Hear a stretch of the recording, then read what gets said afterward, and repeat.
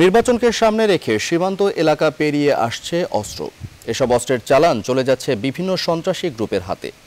RAB বলছে নির্বাচনকে সামনে রেখে সন্ত্রাসী গ্রুপের তৎপরতা বেড়েছে।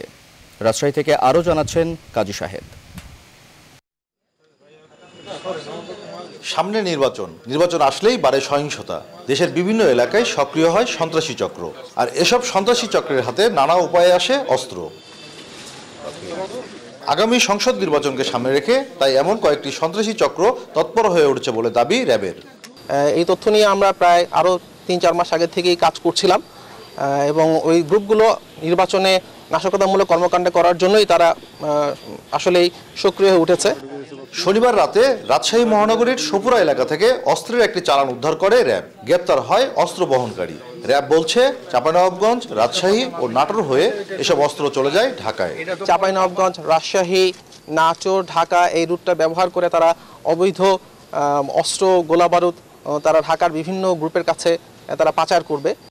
র্যাব বিভিন্ন সময় যে অস্ত্রের চালান উদ্ধার করেছে তার সঙ্গে এই চালানের মিল নেই। সাধারণত অস্ত্র চোরাচালানের যে প্রবণতা তার চেয়ে এটি বড় চালান। আমরা যে প্যাটার্ন গত 2 বছর যাবৎ বা অনেক আগে থেকে পর্যবেক্ষণের মাধ্যমে দেখতে পেয়েছি যে একটা চালানে 2টার বেশি অস্ত্র আসে না। সবসময় একটা কি 2টা, কখনোই 2টার বেশি কোনো অস্ত্র চালানে আসে না। ধরা পড়ে যাওয়ার একটা ভয় আছে।